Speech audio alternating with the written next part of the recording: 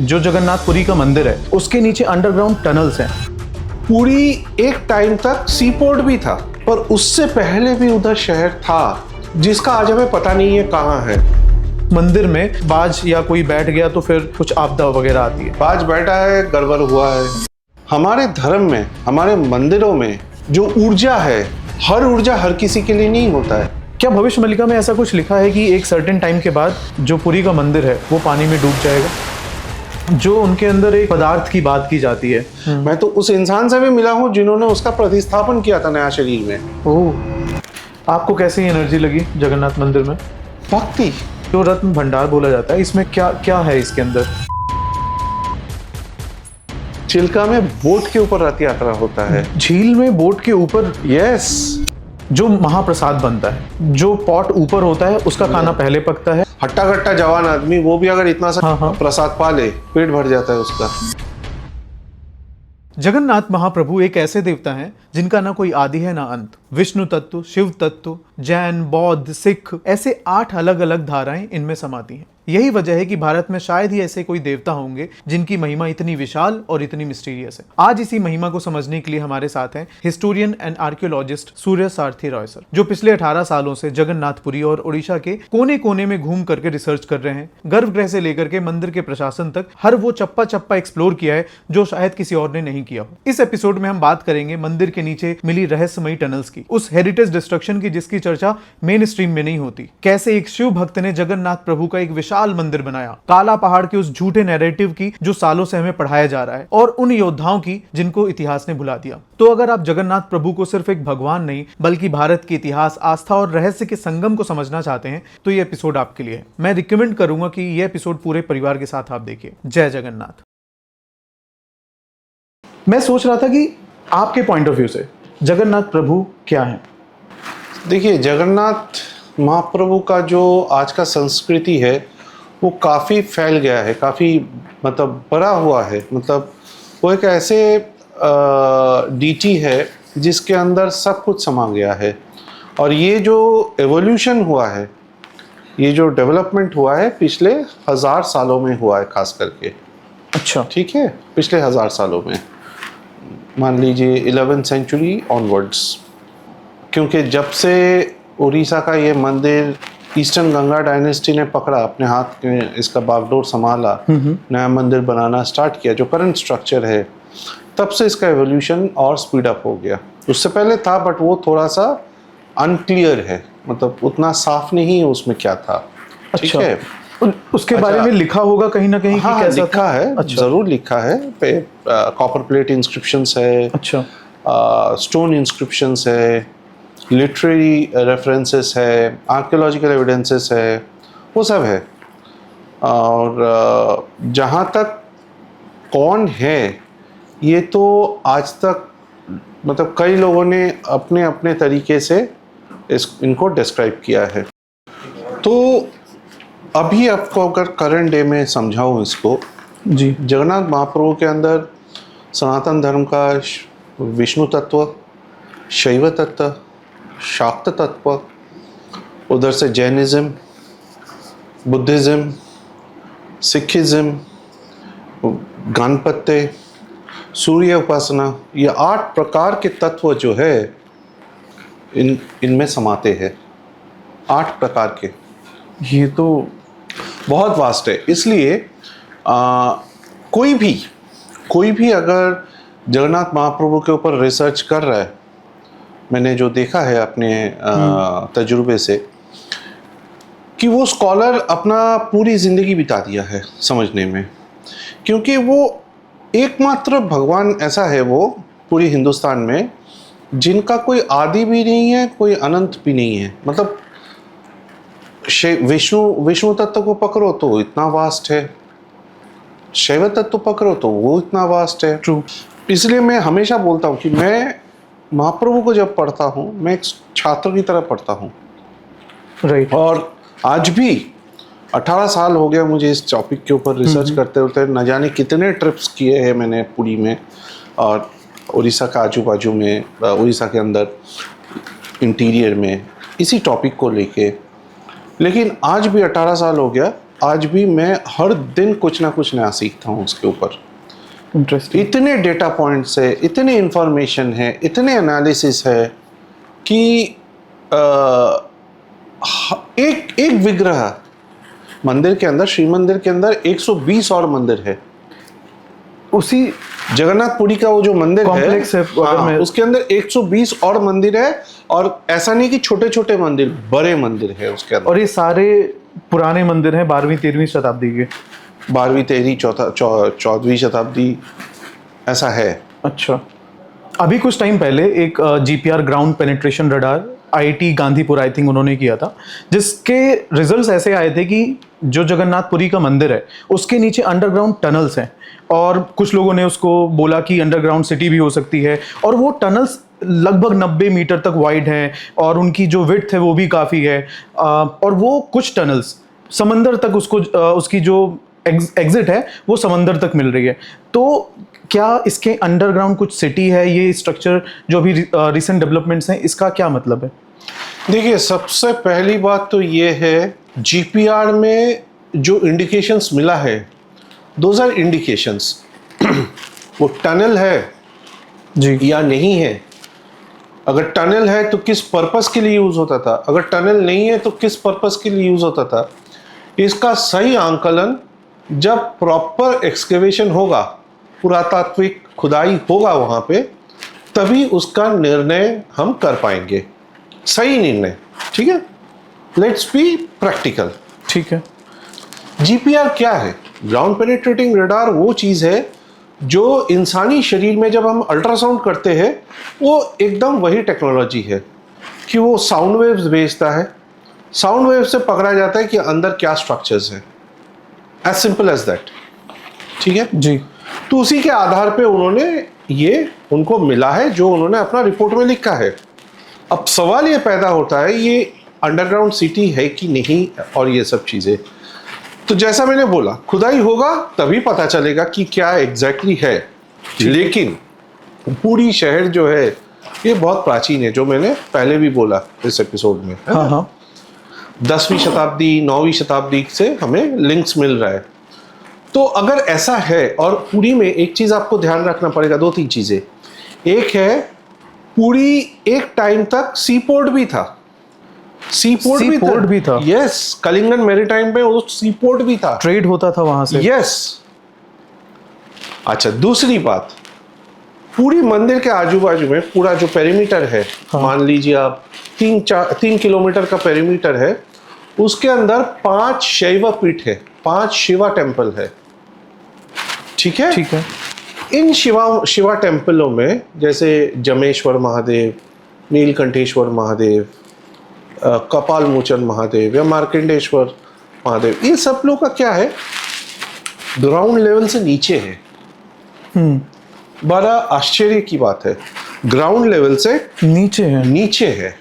आपको जाके वाकई फिजिकली देखना पड़ेगा इसको समझने के लिए। लाइक उन्होंने स्ट्रक्चर ही ऐसा है या फिर नहीं, जैसे आप इलोरा का टेम्पल देखते हैं ना, अपना अजंता इलोरा या कैलाश टेम्पल देखते हैं, जैसे जमीन से वो काट के नीचे गया है, पत्थर को काट के पूरे। It is an exact replica all this temples.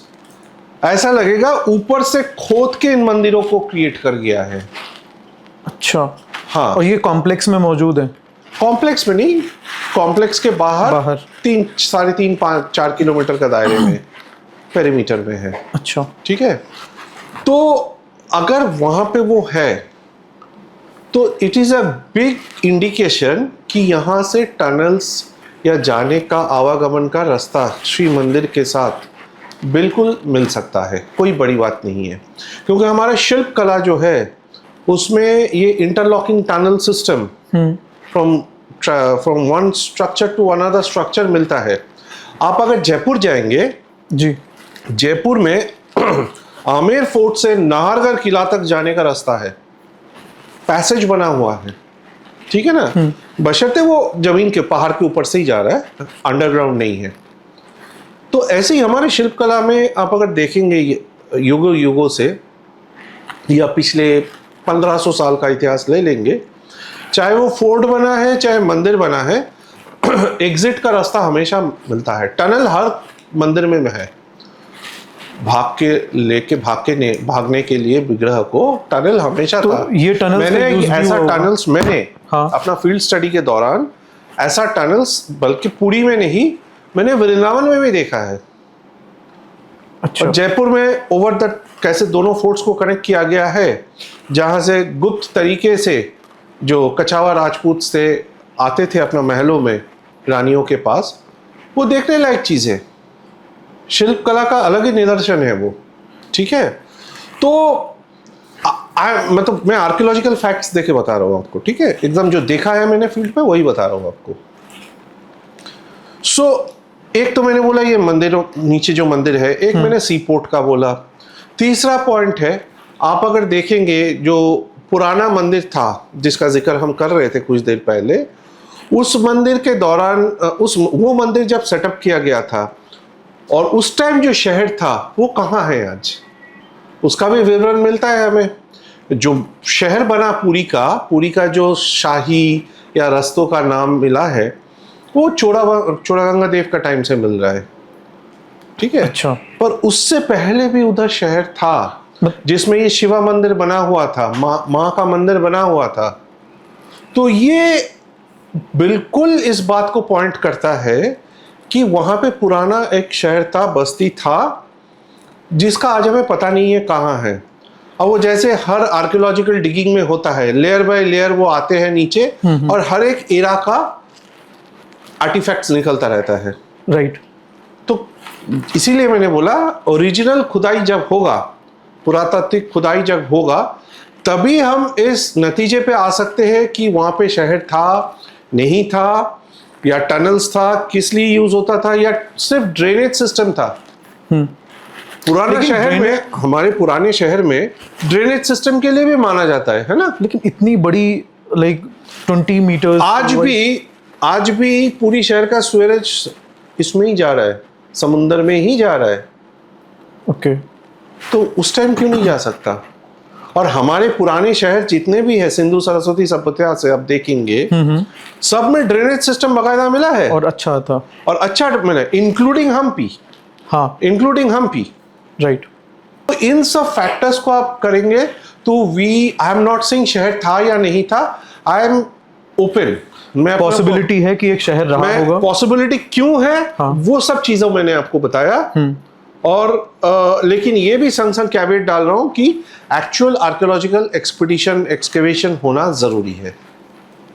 लेकिन अक्सर ये आरोप बोल लूं या फिर लोग अक्सर ऐसा क्लेम करते हैं कि जब भी ये एक्सकवेशन तो चलिए कर रहे हैं, लेकिन जब भी हम लोग कुछ डेवलपमेंट के लिए कोशिश करते हैं तो वहाँ पर हमारी जो पुरानी कल्चर है, हिस्ट्री है, उसको नुकसान बहुत होता है। जैसे जगन्नाथपुरी मंदिर में कॉम्प्लेक्स रीडेवलपमेंट हुआ है वहाँ पे, सिमिलरली काशी विश्वनाथ मंदिर में भी हुआ है।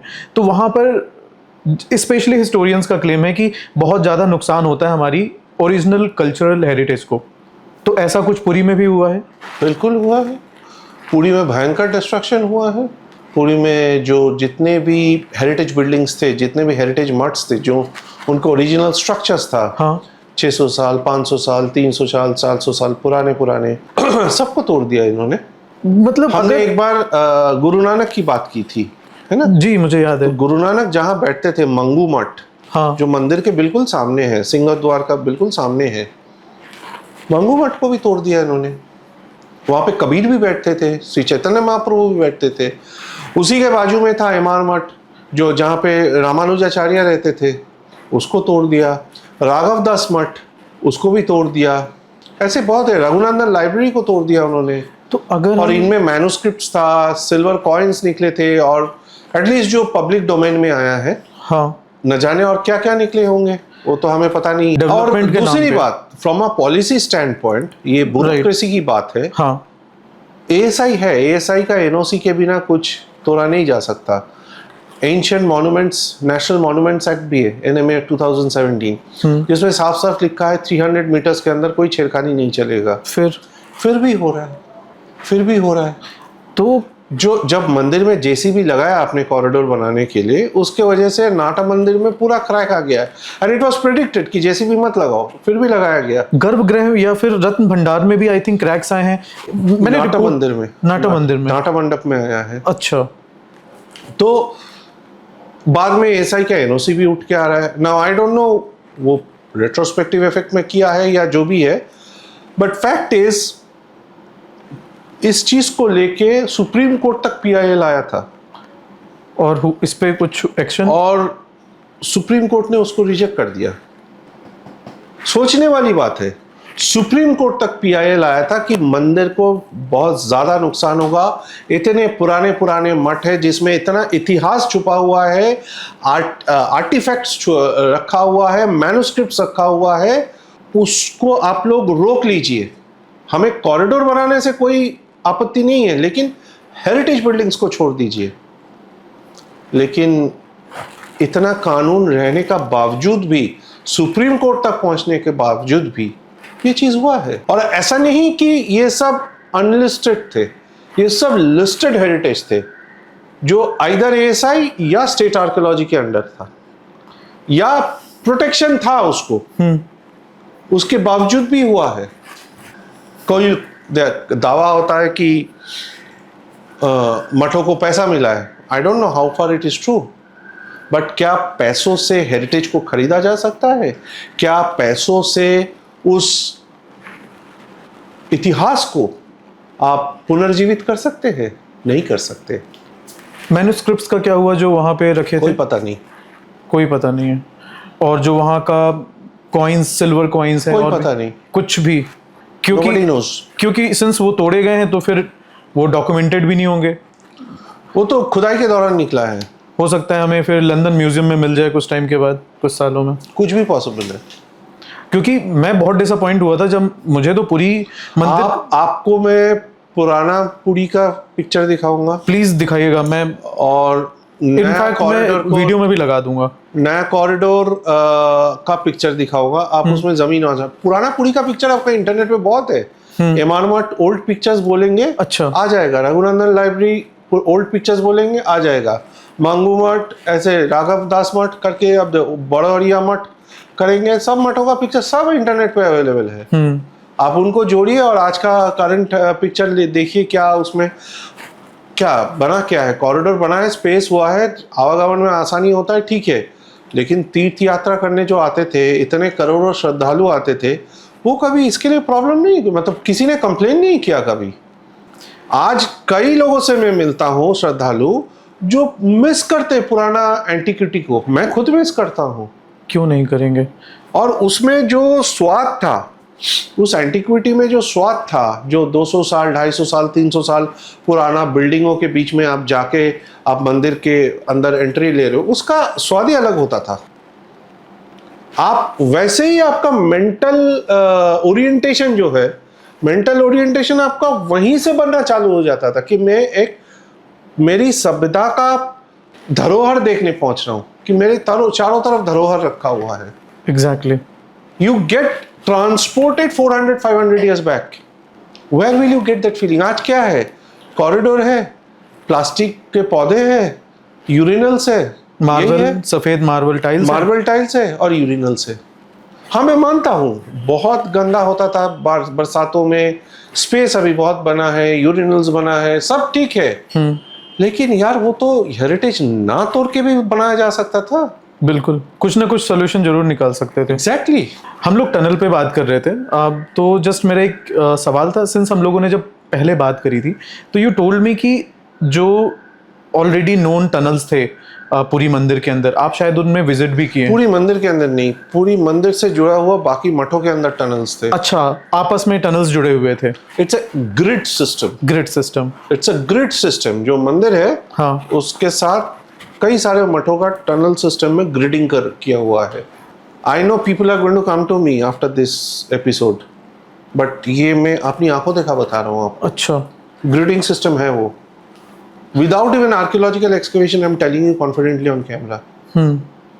और आई थिंक ये जो टनल्स अभी जीपीआर में समझ में आया है, मठ बने हुए हैं, वो ये सारे मठ मंदिरों में सेवा देता है।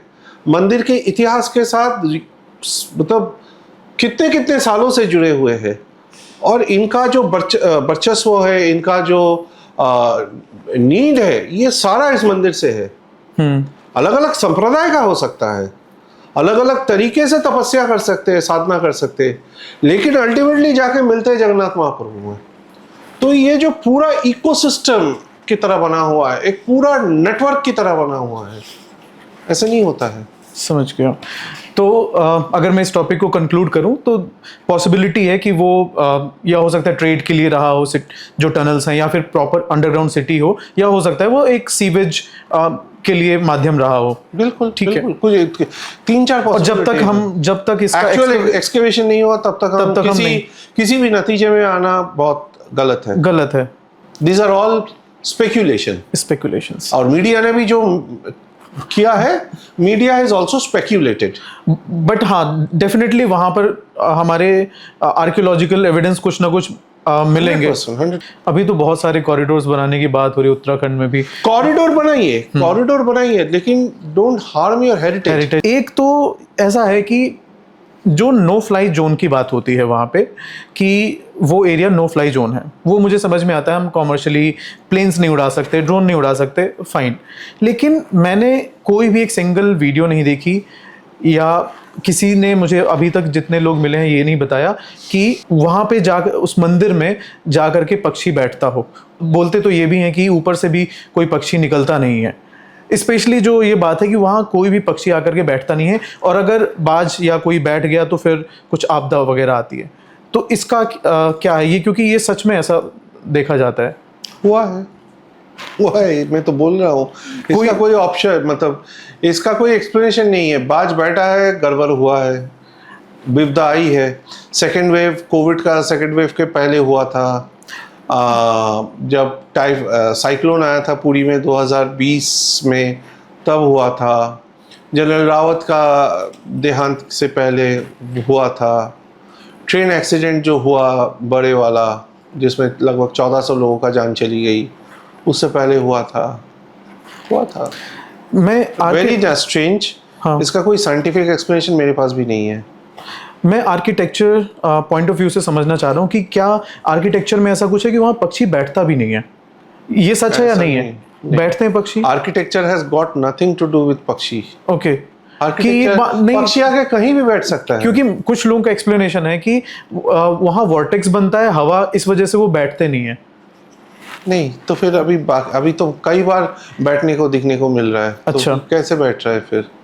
ओके। अगर वोर्टेक्स ही होता, और अगर वोर्टेक्स ही होता तो लिंगराज मंदिर में क्यों नहीं होता?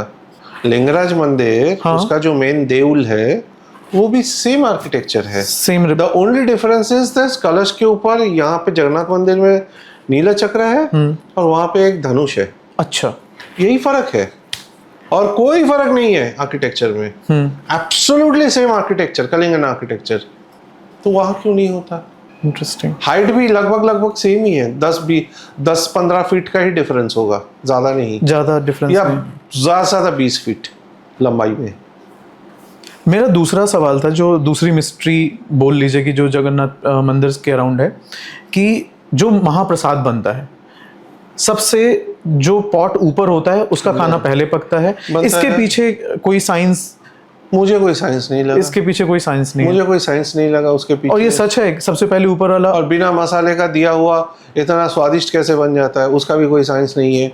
इतना सा कटोरी चावल खा लो तो आपका पेट भर जाता है। जवान आदमी, जो हट्टा कट्टा जवान आदमी, वो भी अगर इतना सा चावल का कटोरी का प्रसाद पा ले, पेट भर जाता है उसका। इसका भी कोई एक्सप्लेनेशन नहीं है। आप चलिए पूरी आप खुद खा के आइए एक बार मेरे साथ, फिर आप समझ में आएगा मैं क्या बोल रहा हूँ आपको। क्योंकि मेरे लिए बहुत ही ज़्यादा क्यूरियोसिटी वाला ये। आपको जाना पड़ेगा, आपको जाके वो चीज़ अनुभव करना पड़ेगा, आपको खुद से उसको लेना पड़ेगा अपने अंदर, तभी जाके आप समझेंगे। ऐसा बात करने से कुछ नहीं समझ पाएंगे आप। बात करने से, वीडियो देखने से, सुनने से, पढ़ने से, आपको जाके वहाँ महसूस करना पड़ेगा। You have to feel that energy.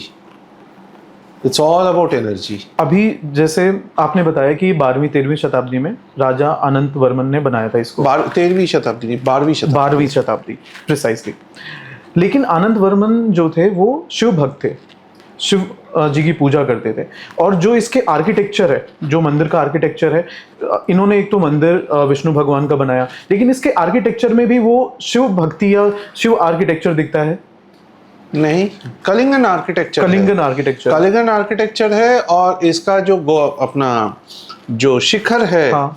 जो इसका पीड़ाजंगा है, अलग अलग पोर्शंस जो है टेम्पल के देउल के, इनमें विष्णु के 24 अवतारों का आइकोनोग्राफी भी अवेलेबल है, जो 1970 के दशक में बाहर आया जब एएसआई ने इसको डी प्लास्टर किया।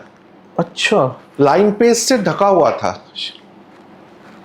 ठीक है ना, लाइन पेस्ट से ढका हुआ था। हाँ। और 45 सेंटीमीटर्स का लाइन पेस्ट का थिकनेस था। बाप रे, इतना। हाँ, समुंदर का इससे बचाने के लिए, ठीक है। तो जब एएसआई ने इनको हटाया संरक्षण के लिए, 1975 से काम चालू हुआ जब उन्होंने मंदिर को अपने हाथ में लिया। हाँ। तो बहुत कुछ निकला उसमें से स्कल्पचर्स। तो उनमें से एक जो निकला वो निकला है विष्णु के जो 24 अवतार है उनका, वो भी बना हुआ है उधर। तो दूसरा चीज जो है, अनंत वर्मन चोलागंगादेव जिस टाइम मंदिर को बनाने का डिसीजन लिया, उन्होंने उनका आपको थोड़ा हिस्टोरिकल बैकग्राउंड समझना पड़ेगा कि उन्होंने जब अपने हाथ में बागडोर संभाला, पूरा जो उड़ीसा स्टेट है आज का आपको देखता है, वो अलग अलग हिस्सों में बटा हुआ था। कहीं पे कोई जनजातियां रूल कर रहा है, कहीं कोई छोटा राजा रूल कर रहा है, कहीं पे कोई वंश अलग से रूल कर रहा है, अलग ट्राइब्स। तो अलग अलग हिस्सों में बटा हुआ था। उत्कल अलग था, कलिंग अलग था, कोनागड़ा था, तोशाली था, उत्तर कौशल, दक्षिण कौशल था, ऐसे अलग अलग हिस्सों में बटा हुआ था। तो इन्होंने क्या अपना जीवन काल में इन्होंने इनको जोड़ दिया, जो आज का प्रेजेंट स्टेट ऑफ उड़ीसा दिखता है। इसलिए मैं उनको व्यक्तिगत रूप से मानता हूं कि he is the father of Orissa, father of Orissa, current correctly, father of current Orissa, ठीक है ना। दूसरी बात, जब उन्होंने ये काम किया, हाँ, तब उसमें क्या सबसे बड़ा चैलेंज उनके लिए आ गया? धर्म का चैलेंज आया, क्योंकि बौद्ध भी है, राइट, जैन भी है, क्योंकि 11वीं शताब्दी पहले इन सब का डेवलपमेंट हो चुका है। शैव भी है, हाँ, शाक्त भी है, और वो खुद शैव थे, राइट, ठीक है, राइट। पर उनका जीवन का मान लीजिए आखिरी का 10 साल के दौरान वो रामानुजाचार्य के भक्त बन गए, शिष्य बन गए, दीक्षा लिया उनसे। तो विष्णु तत्व उनमें वहां से आता है, रामानुजाचार्य से, हाँ, ठीक है, श्री संप्रदाय। तो गुरु का आदेश को तो वो टाल नहीं सकते, तो विष्णु मंदिर तो उनको बनाना ही था। हाँ। लेकिन उनके दिमाग में ये आया कि अगर मैं राजा होके ये पूरा यूनिफाई किया है स्टेट को, इसमें सब लोग हैं, अगर मैं विष्णु मंदिर बना दूंगा तो लोग मेरे से नाराज हो जाएंगे, क्योंकि इनमें ये सारे जो भूखंड थे जिनको उन्होंने जोड़ा है, इनमें जनजातियों का, आदिवासियों का, ट्राइब्स या सबरों का बहुत वर्चस्व था, बहुत वर्चस्व था, सबर ट्राइब का बहुत वर्चस्व था। तो इनको भी हाथ में लेना है। और ये जो थे, ये एक पोटेंट फोर्स था, ये जनजातीय पोटेंट फोर्स थे, क्योंकि ये बहुत अच्छे लड़ सकते हैं, बहुत अच्छे लड़ सकते हैं ये लोग। तो इन्होंने क्या किया, अपना फौज में भी इनको भर्ती करना चालू किया। और दूसरी बात, आपने मेरा अलग अलग पॉडकास्ट में सुना होगा, सबरों का वृक्ष देवता किटुंग, जो जगन्नाथ का स्वरूप है, ठीक है। तो उन्होंने क्या किया, उन्होंने एक फॉर्मूला लगाया कि मैं इन सब को जोड़ के एक भगवान का प्रतिष्ठा करूंगा जिनमें ये सब समा जाते हैं। पुरुषोत्तम क्षेत्र तो था ही, माधव का भी पूजन उसी साइट पे होता था, हाँ। और माधव का पूजन महानदी वैली और प्राची वैली में भी बहुत निदर्शन मिले हैं, अलग अलग माधव रूप में। तो विष्णु तत्व तो ऑलरेडी पहुंच गया था उड़ीसा में, बट इन सब को जोड़ के उन्होंने जगन्नाथ का सृष्टि किया।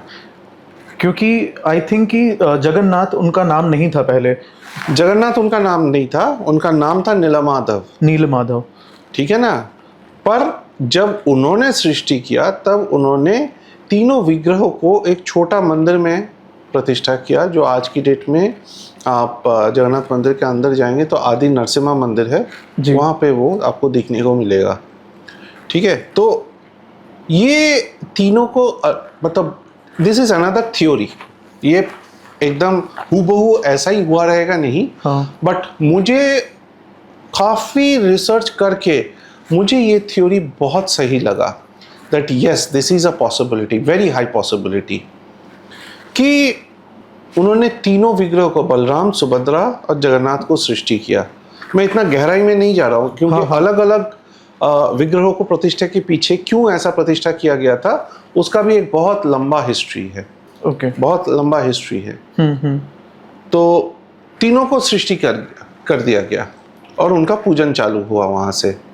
तो और उन्होंने समर्पित कर दिया जगन्नाथ को या पुरुषोत्तम को अपना स्टेटहुड।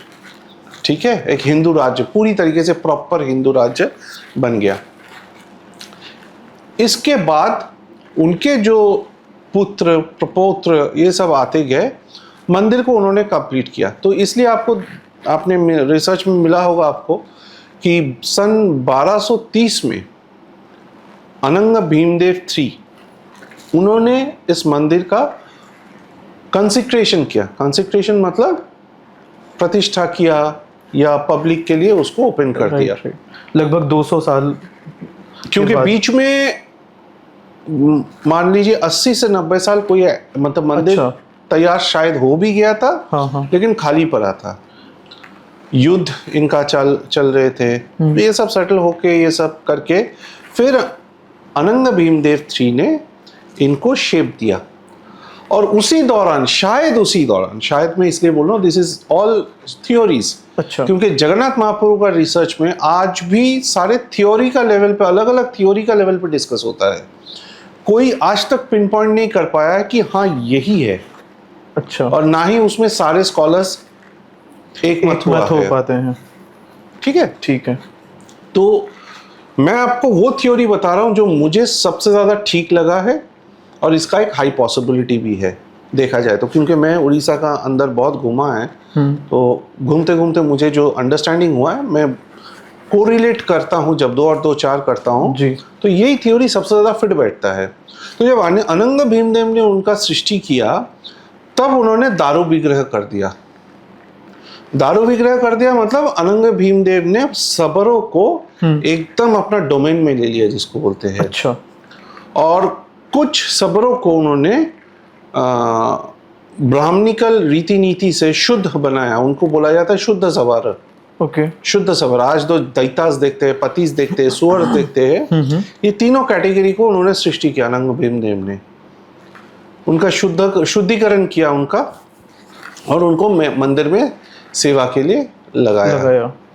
ठीक है, तो इससे क्या हुआ, शैव भी आ गए, शाक्त भी आ गए, वैष्णव भी आ गए, सबर भी आ गए, बुद्धिस्ट भी आ गए, जैन भी तो थे, और गणपति तो बाद में कह रहा है, सूर्य भगवान भी आ गए। और यही चीज लंगूला नरसिम्हा देवा ने भी जब कोणार्क प्रतिष्ठा किया, एक कारण ये भी था कि मैं सबको एक साथ लूंगा, क्योंकि सूर्य जो है सबको किरण देता है। तो सूर्य पूजन जो है वो सबके लिए, सबका इसमें आता है। बुद्धिस्ट भी करते हैं, जैन भी करते हैं, शैव शाक्त वैष्णव गणपति सब लोग करते हैं। सूर्य की पूजा सब लोग करते हैं, हर सभ्यता में मिलता है। बिल्कुल है ना। आप एस्टेक और इसमें जाइए, अमेज़न में जाइए, वहां भी मिलेगा आपको। तो उन्होंने वो सूर्य मंदिर करके वो एकत्रीकरण का उसको आगे बढ़ाया उस चीज को। तो ये है कॉन्सेप्ट कि आपका जो सवाल था कि शैव हो कि क्यों विष्णु मंदिर बना था, वो इसलिए। अच्छा, इसका और एक निदर्शन भी मिलता है जो लोगों को मालूम नहीं है, वो है, आपने लिंगराज मंदिर देखा है? नहीं, सुना है मैंने। लिंगराज मंदिर is not a Shiva temple. अच्छा, it's not a Shiva temple. Lingaraj मंदिर जो है वो हरिहरेश्वर मंदिर है। ओ हाँ, लिंगराज मंदिर जो है हरिहरेश्वर मंदिर है। आप कंटीलो में जाएंगे, नीलमाधव मंदिर, या जितने भी नीलमाधव मंदिर में जाएंगे, वहाँ नीलमाधव है और साथ में सिद्धेश्वर महादेव भी है। सो दैट कॉन्सेप्ट हरि और हर को जोड़ना, ये 9वीं शताब्दी से चालू हो गया था, या 10वीं शताब्दी की शुरुआत से ये शुरू हो गया था। और इनका शुरुआत किया था सोमवंशी राजाओं ने, केसरी डायनेस्टी। तो ययाति केसरी दो जिन्होंने मंदिर का स्थापना किया, लिंगराज मंदिर का, उन्होंने ये हरिहरेश्वर रूप दिया। और उनके पीछे भी यही था, क्योंकि वो एक तो वो मंदिर था पुरुषोत्तम क्षेत्र में जी, लेकिन वो पुरुषोत्तम क्षेत्र के अंदर भुवनेश्वर एरिया जो है, ओल्ड सिटी जो है भुवनेश्वर का, वो एकाम्र क्षेत्र है। और उसके साथ लगा हुआ है बिंदु सागर, जो काशी खंड स्कंद पुराण में बोला जाता है वो गुप्त काशी है।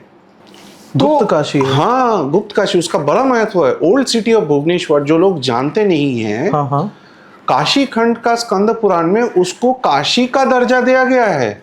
The Kashi of east is Ekamra Kshetra. The Kashi of east, please mark my words. Exactly, like this is huge because nobody knows about this. Exactly, और इसीलिए वहां जैसे जगन्नाथ महाप्रभु का रथ यात्रा निकलता है, लिंगराज मंदिर का भी रथ यात्रा होता है, which is not known properly. रुकुना जाए यात्रा बोलते हैं उसका। अच्छा, और ये किस टाइम? और सूर्य भगवान का भी रथ यात्रा होता है, चैत्र नवरात्रि के टाइम होता है। अच्छा, और वो माघी शुक्ल सप्तमी में होता है, माघी पूर्णिमा के टाइम पे। तो ये भी एक है। तो ऐसा नहीं चोड़ागंगा देव ने अपना कोई फॉर्मूला लगाया था, उन्होंने फॉर्मूला केसरी डायनेस्टी से कॉपी किया था एक तरीके से देखा जाए तो, बिकॉज ही फेल्ट कि ये बड़ा सही तरीका है, सबको अपने फोल्ड में लो। बेसिकली एम्पलीफाई कर दिया उनके मॉडल। हाँ, अच्छा, दूसरा चीज, आप अगर गंगा डायनेस्टी का जो लड़ाई हुआ है मुसलमानों से, चाहे बंगाल का सल्तनत हो, दिल्ली सल्तनत हो, मुगलों से हो, खंडायत तो थे ही, खंडायत का वीरता का तो कोई मतलब बात ही नहीं हो सकता। लेकिन खंडायत के संग संग जो लोग बहुत ज्यादा लड़े, हाँ, वो थे सबर। और क्योंकि अब देखिए, भारत का इतिहास में देखेंगे, कालाचूरीस को लेके हम डिस्कस नहीं करते इतने।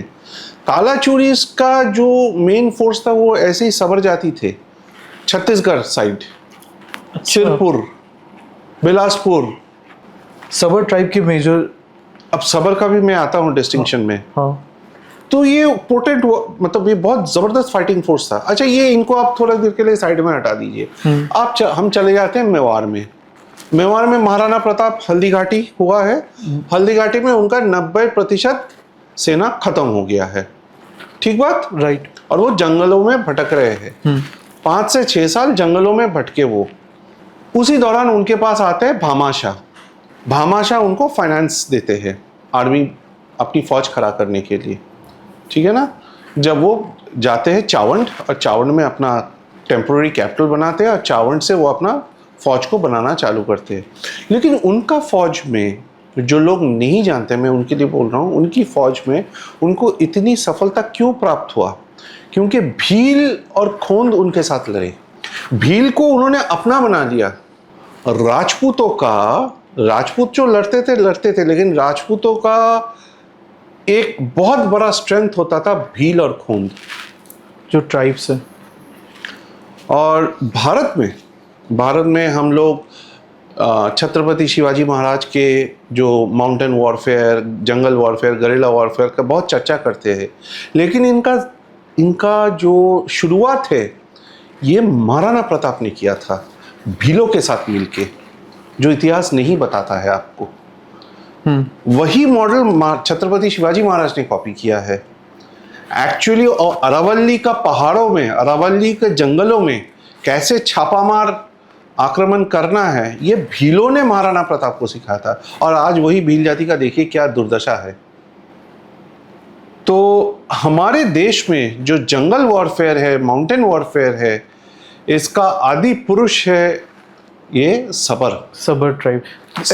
Now let me tell you, Sabar tribes मत बोलिएगा। अच्छा, सबर जो है, अलेक्जेंडर कनिंघम ने सबर को गलत कॉनोटेशन कर दिया, और इसीलिए हम लोग वही पढ़ते चले आ रहे हैं। उसी को हम कॉपी कर रहे हैं, उसी को हम रेप्लिकेट कर रहे हैं।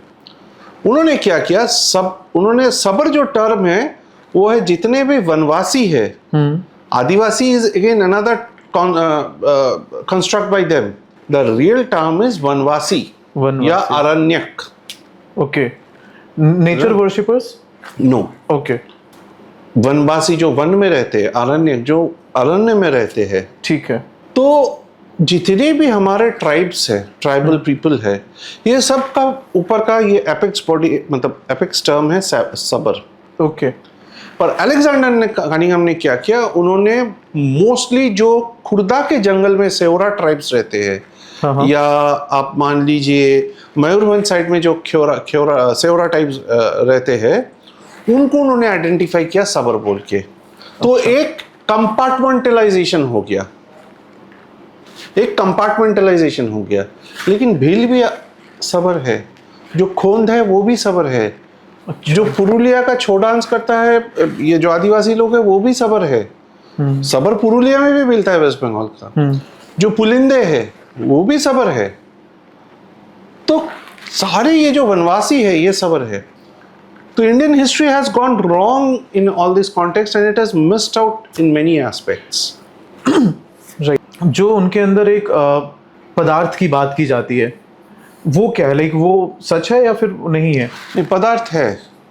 ब्रह्म तो पदार्थ है। की बात की जाती है। ब्रह्म पदार्थ की बात कर रहा हूँ। हाँ। ब्रह्म पदार्थ है, वो क्या है अब मेरे को समझ में है, मेरे को पता है, लेकिन मैंने कई जगह पे कई सारे पॉडकास्टों में बोला है कि कई लोग उसको बोलते हैं क्योंकि श्री कृष्ण का हृदय है। लेकिन एक बहुत पॉपुलर थ्योरी है कि उसमें कुछ रेडियो एक्टिव है या कुछ है, ऐसा कुछ है। नहीं, देखिए रेडियो एक्टिव कुछ नहीं है। हाँ। ना न्यूक्लियर वाइब्रेशन और ये सब कुछ होता है। हाँ। It is a secret object, बहुत Okay. पवित्र चीज है जो आम इंसान के हाथ में नहीं लगना चाहिए। ओके। ठीक है, पहली बात तो ये है। वो क्या है मैं उसमें नहीं जा रहा हूँ, ठीक है। चाहे वो हृदय है चाहे वो आपको नाभि पता है लेकिन आप बता नहीं रहे ऐसा? बिल्कुल नहीं बता सकता, क्योंकि वो एक क्लोजली गार्डेड सीक्रेट है। अगर मुझे मालूम भी है तो मैं नहीं बता सकता। मैं इसलिए कई सारे पॉडकास्टों में बोला भी है, मैं तो उस इंसान से भी मिला हूँ जिन्होंने उसका प्रतिस्थापन किया था नया शरीर में। मैं वैसा उस सिवायत से भी मिला हुआ हूँ। ओह। पर मैं उससे ज़्यादा नहीं बोल सकता। वो क्या है, मैं कई वीडियोस देखा है। अभी हाल ही में और एक वीडियो मैंने देखा इंस्टा में, जहाँ पे बोल रहे कि शालिग्राम है, नरसिंह शालिग्राम है, और भी कुछ है। तो मैं कोई कमेंट नहीं करना चाहता हूँ। उस यूट्यूबर ने दावा किया कि शास्त्रों में बोला गया है। देखिए, जगन्नाथ महाप्रभु का हर थ्योरी जो है, none of them is proven. उनका क्रिएशन कैसे हुआ, क्या अंदर है, क्यों ये फॉर्म है, जो भी मैंने आपको बताया ये सारा थ्योरीज है, अलग अलग थ्योरीज है। मुझे एक पढ़ा लिखा इंसान होने के नाते फील्ड वर्क करके, दर्शन करके, पुराणों में देख के जो सबसे थ्योरी सबसे क्लोज लगा, लॉजिकल लगा, और जिसका बाद में भी रेप्लिकेशन हुआ है और पहले भी घटना हुआ है, जो मैंने बोला ययाति की हिस्ट्री का, मैंने उसी हिसाब से आपको बताया। एक साइंटिफिक, लॉजिकल, आर्कियोलॉजी की तरफ से, एपिग्राफी की तरफ से जो प्रमाण मिला हुआ है उसी हिसाब से।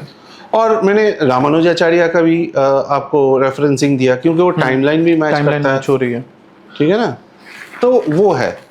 आप जो ब्रह्म पदार्थ को जिन्होंने बदला है मूर्ति में, आप उनसे मिले हैं, तो बेसिकली अगर आप ये, मतलब उनका एक्सपीरियंस क्या था, लाइक कुछ अगर मैं आप नहीं बता सकता, उन्होंने भी नहीं बताया मुझे। उन्होंने भी नहीं शेयर किया।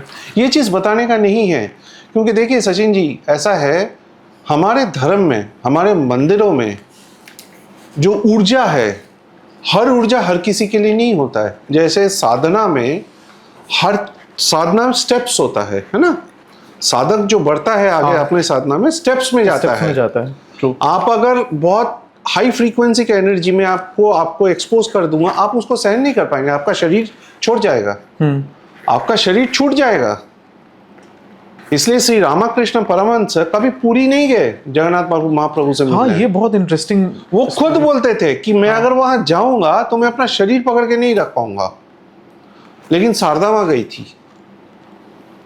तो आप समझिए, परमहंस रामकृष्ण अगर बोल रहे मैं शरीर पकड़ के नहीं रख पाऊंगा, तो उसका कोई महत्व है। तो हमारे हिंदू धर्म में जो साधना होता है, चाहे वो तंत्र हो या बिना तंत्र हो, उसका स्टेप बाय स्टेप आगे जाना पड़ता है। कि साधक तैयार होता है अगले लेवल के लिए, तभी उसको दूसरे लेवल का ज्ञान प्राप्त होता है, ऊर्जा प्राप्त होती है। तो हर ऊर्जा हर किसी के लिए नहीं खोल सकता हूं मैं। और ये ऊर्जा जो हमने मंदिरों में छुपा के रखा है, हर मंदिर में एक ऐसा ऊर्जा है, उसको जो हमने करके रखा है protect, it has to be protected at any cost. It cannot come out to the public. It cannot go out because there are people sitting to understand those energies and tap into them. We cannot, because यही शक्तियां है जो भारत की सभ्यता को, जनमानस को पकड़ के रखा है। ये आध्यात्मिक चीज भी है और ऐतिहासिक चीज भी है। तो हर किसी के लिए मैं नहीं कर सकता हूँ। क्या हार्वर्ड में सबको एडमिशन मिल जाता है? नहीं।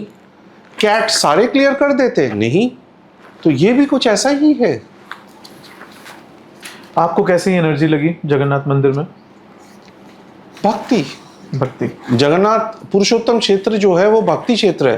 देखिए, भारत का हर तीर्थ जो है जी, हर तीर्थ जो है वो भक्ति ही है। भक्ति के ऊपर कुछ नहीं है। हाँ, ये जरूर है कि कुछ ऐसे पीठ है जहाँ पे तंत्र भी बहुत एक्टिव है, जैसे कामाख्या हो गया, उज्जैन हो गया, और even Jagannathpuri for that matter as well. Okay. लेकिन कुछ ऐसे तीर्थ भी है जहाँ पे पूरा सात्विक शुद्ध भक्ति बोला जाता है जिसको, जैसे ब्रजभूमि है, जयपुर हो गया, द्वारिकाधीश हो गया। सर, जगन्नाथ प्रभु के बारे में लोग बहुत जानते हैं, लाइक उनके बारे में सब लोगों को पता है, लेकिन पीछे नील माधव की क्या स्टोरी है, नील माधव भगवान की? मुझे लगता है कि वो ज़्यादातर लोगों को पता नहीं है कि जो प्रभु, जो उनकी हिस्ट्री है, वो उसके बारे में कुछ बताएंगे सर आप, नील माधव भगवान के बारे में? कैसे वो ट्रांसफॉर्म हुए एक तरीके से जगन्नाथ प्रभु में? देखिए, अगर मैं उड़ीसा का महानदी वैली और प्राची वैली देखूंगा तो वहां से मैं बहुत संक्षिप्त रूप में बता रहा हूँ, ब्रीफ में थोड़ा। तो वहां से 6ठी शताब्दी से ऑनवर्ड्स बहुत सारे माधव विग्रह और मंदिर मिला है। अच्छा, ठीक है ना? आज भी है, जो खुदाई करेंगे तो निकलेगा महानदी वैली और प्राची वैली में। और उसमें आपका सिर्फ नील माधव नहीं, उसमें लोक माधव है, श्वेत माधव है, मुद्गल माधव है, राधा माधव है, और भी कुछ है, मतलब 5-6 कैटेगरी के माधव। तो मैंने अभी तो 4-5 तो मैंने आपको गिना दिया।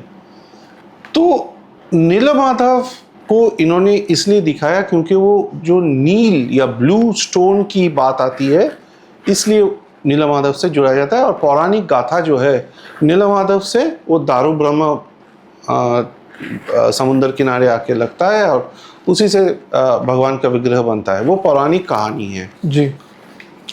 पर अगर हम उड़ीसा का इतिहास देखेंगे, चाहे कलिंग हो, चाहे उत्कल हो, चाहे तोशाली हो, चाहे दक्षिण कौशल हो, तो वहाँ पे माधव का जो पूजन है वो हमें 6ठी शताब्दी से मिलना चालू हो जाता है, based on current findings. Okay. अभी अगर आर्कियोलॉजिकल एक्सपीडिशंस होता है, एक्सकवेशंस होता है, और भी मिल सकता है, और भी पुराने मिल सकते हैं।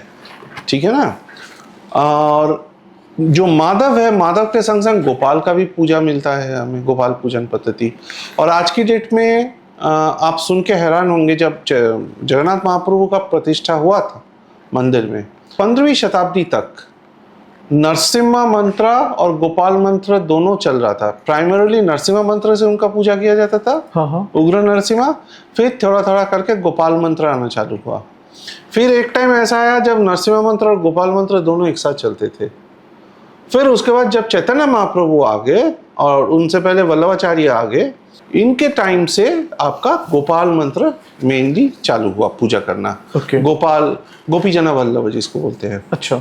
तो आज की जो जगन्नाथ महाप्रभु का पूजा पद्धति है वो गोपाल मंत्र से है। ये इसलिए मैं बोल रहा हूँ ताकि जो ये पूजा पद्धति से आइकोनोग्राफी को कैसे रिलेट किया जाता है, मैं इसलिए आपको समझाने के लिए बोल रहा हूँ। जी जी। तो माधव वर्शिप हमेशा था वहाँ पे। इनफैक्ट इंटरेस्टिंगली महाभारत का वन पर्व जो है, महाभारत का वन पर्व में लोमश मुनि जब पांडवों को सलाह देते हैं कि आप तीर्थ करो अलग अलग जगह पे, तो वो बोलते हैं कि वैतरणी क्रॉस करो, वैतरणी नदी जो आज भी जाजपुर से जाती है, बिल्कुल है ना? जी जी। जाजपुर नाभि गया जो है सतीपीठ, माँ का नाभि जहाँ गिरा था, वहां से आके आप क्रॉस करके आप पुरुषोत्तम क्षेत्र कभी तक जाओ। तो पांडव जब आए थे तब उन्होंने एक वेदी के ऊपर, and it is right actually, देखा जाए टेम्पल का जो कॉन्सेप्ट है वो धीरे धीरे रेस्ड प्लेटफॉर्म से ही आगे बढ़ा है। जो इनिशियल फेज था वो रेस्ड प्लेटफॉर्म था, ऊपर छत भी नहीं था। तो एक माधव विग्रह रखा हुआ था रेस्ड प्लेटफॉर्म पे, जिनका उन्होंने दर्शन किया है। अच्छा। हाँ। और ये मेंशन है। वन पर्व में मेंशन्ड है इसका, Okay. महाभारत का। अच्छा, अब अगर आप देखेंगे ये अर्लीस्ट रेफरेंस, फिर उसके बाद मैंने 5वीं शताब्दी गुप्ता पीरियड के आगे मैं बोलना चालू कर रहा हूँ, तो माधव का वर्शिप चालू हो जाता है। अब नीलमाधव इसलिए इंपॉर्टेंट हो जाता है इसमें क्योंकि पौराणिक गाथा के अनुसार नीलमाधव से जगन्नाथ महाप्रभु का सृष्टि हुआ है। और जो नीलमाधव का कॉन्सेप्ट है उसमें Nil Madhav, Madhav is obviously Jagannath, right. या कृष्ण या विष्णु, आप जैसे पकड़ना चाहते हो। नी इज बलराम, नी इज बलराम। हाँ। ओके। ल इज सुभद्रा, नील माधव, तो इसलिए आप देखिए सम्मिलित रूप हो गया। पीपल थिंक कि ब्लू माधव, नीला माधव मतलब blue. Neela is definitely blue. It is a blue stone. That is why Neela Madhav has come. But उसका जो अंतर्निहित व्याख्या है वो है नीला माधव। तो कंटिलो becomes important. कंटिलो and there is another site गद्री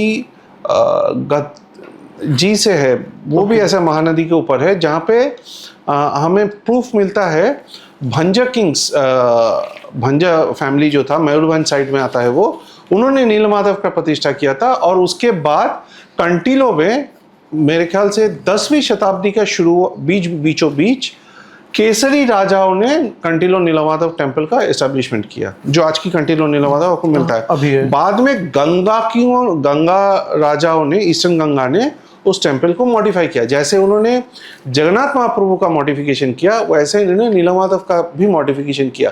तो इससे क्या बात उठ के आता है? इससे यही बात उठ के आता है कि गंगा राजा जो थे, ईस्टर्न गंगा डायनेस्टी, वो भी इस बात का पुष्टिकरण, इसका वैलिडेशन देते हैं कि हाँ नीलमाधव से ही जगन्नाथ आ रहा है। राइट। और यहाँ से पूरा वैलिडेशन, पूरी एक हमारी टाइमलाइन, कंटिन्यूटी बन जाता है। एग्जैक्टली। ये बहुत इंटरेस्टिंग है क्योंकि आई थिंक कि ये टाइमलाइन ऐसे पूरा कंटिन्यूटी के साथ बताना अभी तक कोई एक्सप्लोर नहीं कर पाया इस टाइमलाइन को। मुझे जैसे सवाल किया जाएगा मैं वैसे ही बोलूंगा। कोई एक्सप्लोर करना चाहता है तो मैं बताऊंगा। जगन्नाथ मंदिर में, जो जगन्नाथपुरी का मंदिर है, वहाँ पर इन्वेजन्स काफ़ी हुए हैं, बहुत ज़्यादा डिस्ट्रक्शन हुआ है। आई थिंक हम लोग सोमनाथ के बारे में काफ़ी बात करते हैं और भी मंदिरों के बारे में बात करते हैं, लेकिन इसके बारे में हम लोग उतनी ज़्यादा डिटेल से अभी तक मेन स्ट्रीम पे डिस्कशन नहीं हुआ है। तो अभी तक कितने टोटल में इन्वेजन्स हुए हैं?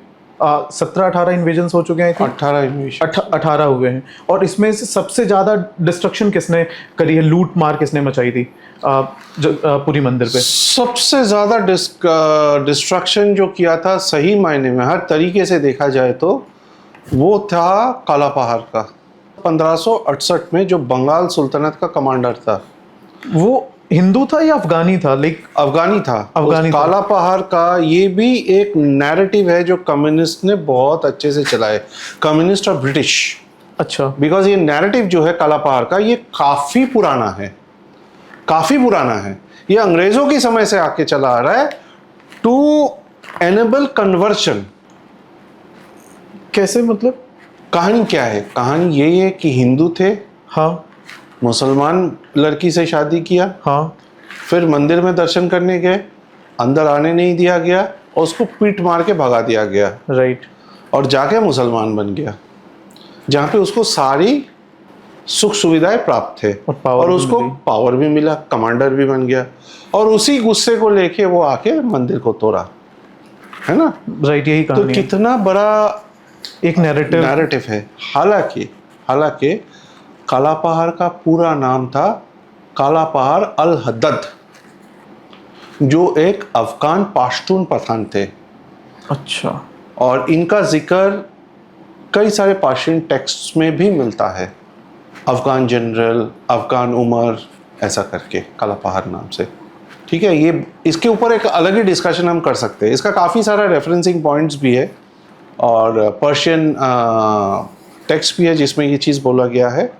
और इस चीज़ का भी ये जो नैरेटिव है, इसको खंडन मैं क्या बोलूँगा, मेरे से बहुत साल पहले जदुनाथ सरकार, आरसी मजूमदार, इन्होंने करके गए हैं इस चीज़ को। काला पहाड़ अल हद्दद, लेकिन अलहद अफगानी पठान। पश्तून पठान। पश्तून पर। क्योंकि उस टाइम का जो भी अफगान रूल था, सुलेमान करानी, बैजाद करानी, इन्होंने मुगलों के साथ भी बहुत लड़े थे, ठीक है ना। ठीक है। मुगलों के साथ भी इनका काफ़ी लड़ाई हुआ था, तब जाके मुगल को कंट्रोल मिला सूबा बांग्ला का। लेकिन इनका एक वसूल था, इनके जितने भी कमांडर होते थे ये सारे अफगानी होते थे। अफगानों के बीच में कोई आपका हिंदू कमांडर कभी नहीं हुआ। हिंदू कमांडर आपको मिलेगा मुर्शिद कुली खां का टाइम से। अच्छा। मुर्शिद कुली खां का टाइम से आपको हिंदू कमांडर मिलेगा मुसलमान आर्मी में, या vice versa. But Hindu commander मिलना बहुत मुश्किल है, बहुत मुश्किल है। खास करके टॉप ब्रास जो है, top brass of leadership, military leadership. तो ये एक सेट पैटर्न था टू डीमोरलाइज द हिंदूज कि तुम्हारा देखो, तुम्हारा ही बंदा तुमने ही खदेड़ दिया, उसको वापस नहीं लिया, और देखो वापस आके वो कैसे तुम ही लोगों को पीटा, वो भी जगन्नाथ मंदिर को तोड़ा। क्या कर लिया तुम्हारा जगन्नाथ ने?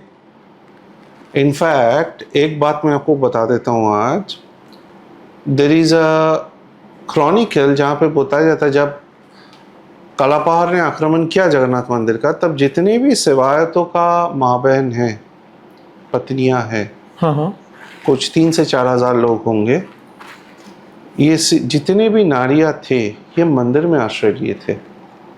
अच्छा। जो ये सोच के कि महाप्रभु हमें रक्षा करेंगे, और उनको बेरहमी से मारा गया। और आई थिंक मंदिर को आग भी लगाई थी उसने। मंदिर में आग नहीं लगा था, विग्रहों को उठा के ले गया था चिल्का से, और उनको आग लगाया था। और जब उसने विग्रह को आग लगाया तो ब्रह्म पदार्थ बच गया। ब्रह्म पदार्थ उसके अंदर था, उसका कोई नुकसान नहीं हुआ था। और एक ब्राह्मण था जो उनको फॉलो करते हुए जा रहे थे, जिसका नाम था विशेर मोहंती। अच्छा। विशेर मोहंती ने उनको निकाला उनके अंदर, और अपना जो खोल है या मृदंग है उसमें छुपा के ले आके। मृदंग मतलब जो ड्रम, जो मृदंग होता है, हाँ, खोल बोलते हैं उसको। ढोल या खोल, जैसे भी अलग अलग प्रदेशों में अलग अलग नाम है उनका, लेकिन कीर्तन में उसका यूज होता है। समझ गया जी। जो ऐसे बजाते हैं। हाँ। तो उसके अंदर छुपा के उन्होंने ले आए, और इन्होंने कुजांग में इन्होंने रख दिया उसको। और फिर इसके बाद भोई डायनेस्टी के राजा जो थे रामचंद्र देव वन, उनको जब पता चला तब उन्होंने रातों रात एक मंदिर खड़ा किया 6 महीने के अंदर करके, इनका पुनः प्रतिष्ठा करके वहाँ पूजा पाठ। और उस मंदिर में, उसका नाम है सरन श्रीक्षेत्र, और उस मंदिर में आज भी रथ यात्रा भी होता है और रोज का नित्य सेवा पूजा होता है आज भी to remind of those days. In fact interestingly जितने भी ये चिल्का का द्वीप है जहाँ पे जगन्नाथ प्रभु ने आश्रय लिया था या शरण लिए थे, उन सब में आज भी मंदिर बना हुआ है, छोटा हो या बड़ा, छोटा मंदिर, मीडियम मंदिर, रोज सेवा होता है और रथ यात्रा होता है। आप पूछिए कि चिल्का में कैसे रथ यात्रा होगा? हाँ, है ना? बिल्कुल बिल्कुल। चिल्का में बोट के ऊपर रथ यात्रा होता है। झील में बोट के ऊपर? यस, चिल्का लेक में बोट के ऊपर। आप अगर इंटरनेट में जाके चिल्का रथ यात्रा बाय सूर्या रॉय करेंगे तो मेरा फेसबुक लिंक में ले जाएगा, जहाँ पे मैंने वो वीडियो पोस्ट किया है। 2-3 वीडियोस मैंने पोस्ट किया था। कंकना शिखरी बोल के एक आइलैंड है, वहां पे होता है ये।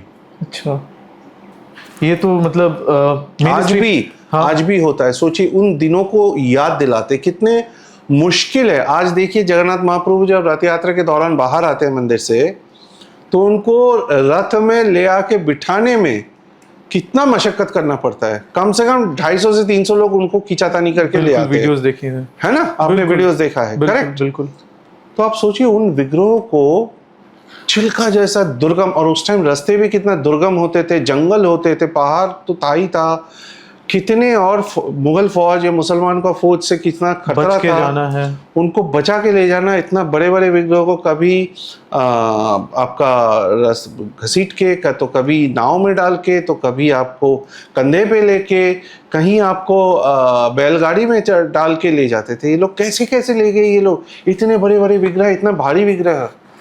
सोचिए, ये आप छोटा विग्रह होता है माधव का, कृष्ण का, तो वो फिर भी मैनेज करना इजी है, बट इन्होंने कैसे मैनेज किया? और सबसे उस टाइम पर जो डिफिकल्टी रही होगी वो छुपाना है, आई थिंक। इतना बड़ा विग्रह, और जब आपके पूरे चारों तरफ सिर्फ और सिर्फ लोग और इतने बड़े destroy विग्रहों करने को, के- जब कालापहाड़ का जो इंसिडेंट है, उन्होंने मिट्टी खोद के निकाला उस विग्रह को, उन्होंने मिट्टी के नीचे छुपा दिया था, अच्छा, दफना दिया था उनको बकायदा। पर हमारे यहाँ तो लंका वेदी खैर जैसे भी बोलो, समझ गया। दगाबाजों का कोई कमी नहीं है, तो पैसों में बिक गए एक मीर जाफर की मीर जाफर। कमी नहीं है हमारे। हाँ, तो लीक कर दिया उन्होंने खबर की एग्जैक्ट लोकेशन कहाँ पे विग्रहों को दफनाया गया है, तो वो खोद के निकाला उन्होंने और गंगा किनारे ले जाके जला दिया उन्होंने। चिल्का लेक में किस टाइम पर होती है रथ यात्रा? रथ यात्रा के दौरान होती है, उसी टाइम पे पैरेलल। हाँ हाँ, पैरेलल, बिल्कुल। औरंगजेब ने भी मंदिर को तोड़ा है? औरंगजेब ने फरमान तो जरूर जारी किया था, ये 1651 का फरमान है। 1651। हाँ, 1651 का फरमान है, लेकिन खुरदाव के राजा ने, गजपति महाराज जो भी थे, उन्होंने सुबह बांग्ला का जो गवर्नर थे उस टाइम, उनको बहुत सारा पैसा खिलाया, बहुत पैसा खिलाया, मंदिर को कर दिया बंद, मूर्ति को ले जाके कहीं और छुपा दिया, सारे जो फेस्टिवल्स थे वो सब बंद कर दिए, और एक नकली विग्रह औरंगजेब को भेज दिया दिल्ली दरबार में कि ये डिस्ट्रॉय कर दीजिए। उनके सामने उसको जला दिया गया। और मंदिर भी बंद था, उत्सव सारे बंद थे, तो इनको लगा कि हाँ काम हो गया है। तो आप मान लीजिए 1657 से 1707 कितना होता है, 16-17 साल उस दौरान बंद था मंदिर। और उसके बाद भी मेरे ख्याल से 2-3 साल लगे नॉर्मलाइज होने में। तो हाँ, ये बोला जाता है कि इवन आपने भी जो डिस्कशन पे आपने मेरे को बताया था कि मंदिर की रक्षा करने के लिए कुछ आर्मी वगैरह भी थी, जो आपस में इन लोगों ने अखाड़े वगैरह थे जो एकजुट होकर के मंदिर की रक्षा के लिए हमेशा आगे आ जाते थे। तो उसकी स्टोरी क्या है? क्योंकि इसके मुझे लगता है सीक्रेट आर्मी बोल लीजिए या आप बोल लीजिए कि जो मंदिर की रक्षा करने के लिए लोग आ रहे हैं। सीक्रेट आर्मी तो नहीं बताऊंगा मैं, it was a temple task force. Temple task force, temple task force बोलना ज्यादा बेटर रहेगा, स्पेशल टास्क फोर्स जैसे, या स्पेशल टास्क फोर्स, जैसे भी आप बोलना चाहे। हाँ। तो इसका आप मान लीजिए, जैसा आपने बोला, सही बोला कि कुछ गिने चुने लड़कों को, नौजवानों को सिलेक्ट किया जाता था, उनको आर्म्स ट्रेनिंग, कुश्ती और बाकी सारी चीज़ों में पारदर्शी बनाया जाता था। वो लोग खेला दिखाते थे, अपना स्ट्रीट थिएटर भी करते थे। जगन्नाथपुरी मंदिर का और 1857 जो म्यूटिनी हुई थी, रानी लक्ष्मीबाई की फोर्स से कोई कनेक्शन है? हाँ हाँ, है ना, अपना चाकी खुंटिया है जो मंदिर के सेवायत थे जी। उन्होंने वो थे कुल पुरोहित मनु के, रानी लक्ष्मीबाई के कुल पुरोहित। रानी लक्ष्मीबाई के नहीं, मनु के। अच्छा। विवाह से पहले, विवाह से पहले, ओके। काशी में जाते थे वो, हाँ। क्योंकि मनु काशी से थे जी। तो काशी में वो जाते थे, उनका कुल पुरोहित थे। और इनका बहुत गहरा नाता था, महारानी लक्ष्मीबाई और चाकी खुंटिया का बहुत गहरा नाता था, टू दैट एक्सटेंट कि जब ये सिपाही म्यूटनी हुआ तो महारानी को काफ़ी कुछ गाइडेंस चाकी खुंटिया ने दिया, और इनके ऊपर इतना भरोसा था कि चाकी खुंटिया को उन्होंने 3000 घुड़सवारों का नेता बना दिया, कमांडर बना दिया। अच्छा। हाँ, सरदार। तो इन्होंने खूब लड़े, फिर अंग्रेज के हाथ लग गए, वो कैप्चर हो गए। लेकिन क्योंकि वो जगन्नाथ मंदिर से थे और उनको अगर फांसी पे लटका दिया जाएगा तो और एक म्यूटिनी खड़ा हो जाएगा, बड़ा विद्रोह होता, और भी बड़ा विद्रोह होगा, तो सारे हिंदू रास्ते पे आ जाएंगे। तो इन्होंने क्या किया, इन्होंने इनको फांसी पे नहीं चढ़ाया, क्योंकि उस टाइम जो भी कैप्चर हुआ था सबको उन्होंने पैरों से टांग दिया था, including we know in Delhi cantt what happened. Right. ठीक है ना।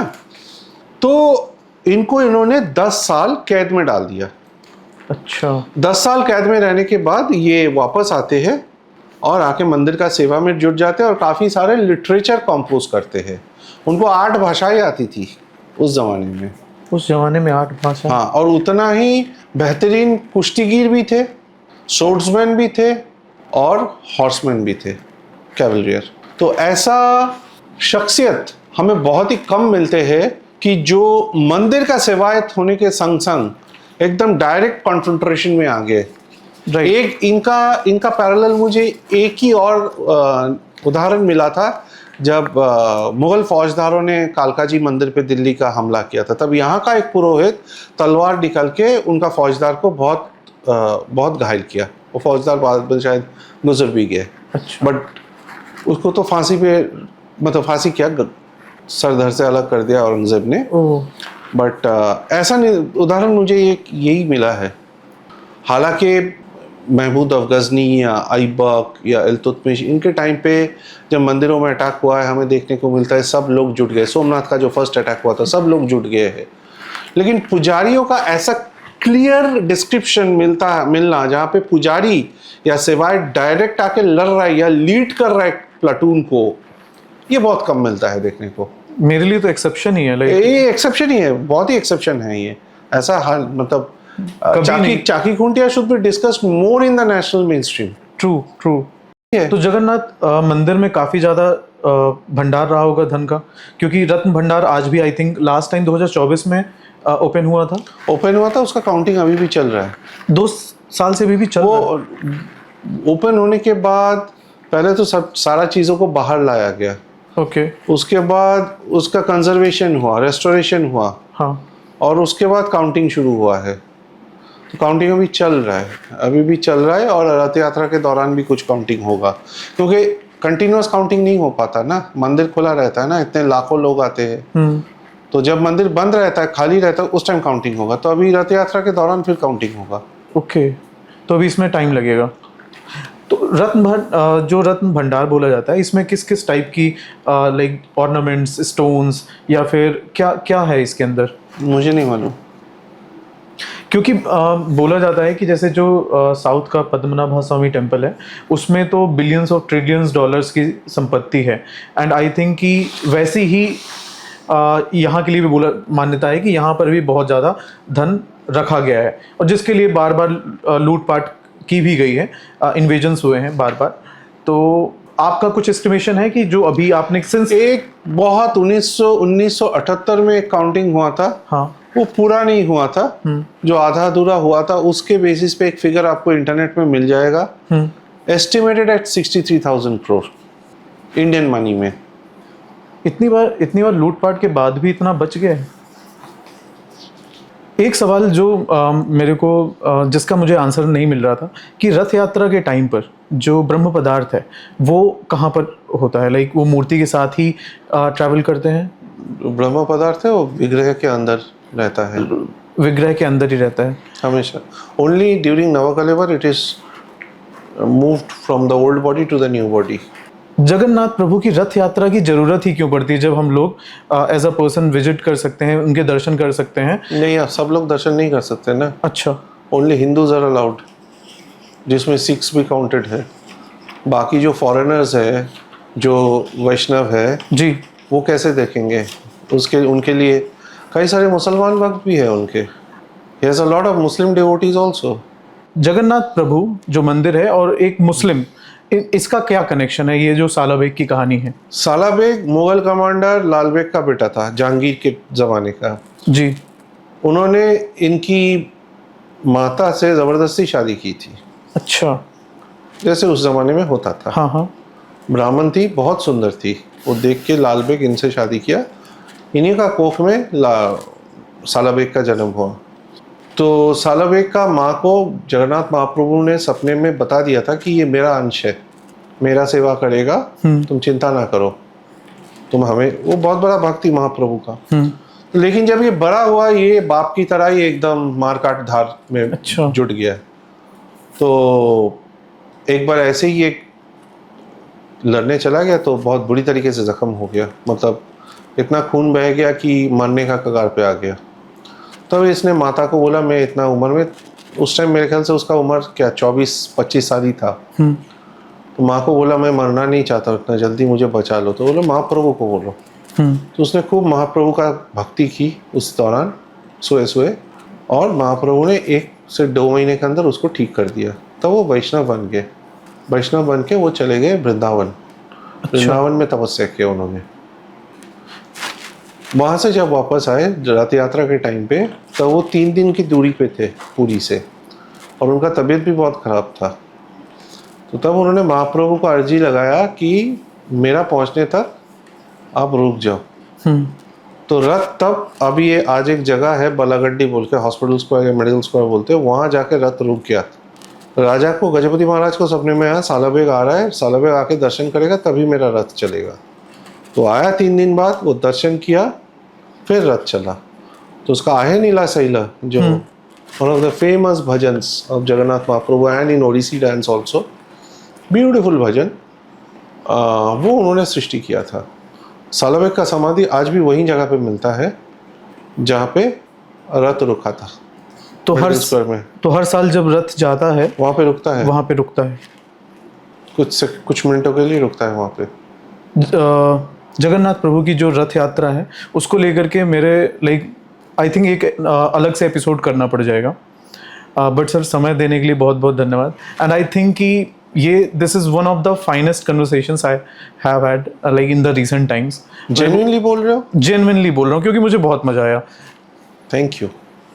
आई I'm think happy that I could quench your thirst। आपका ज्ञान की तृष्णा को मैंने जल दे पाया। Thank you so much sir.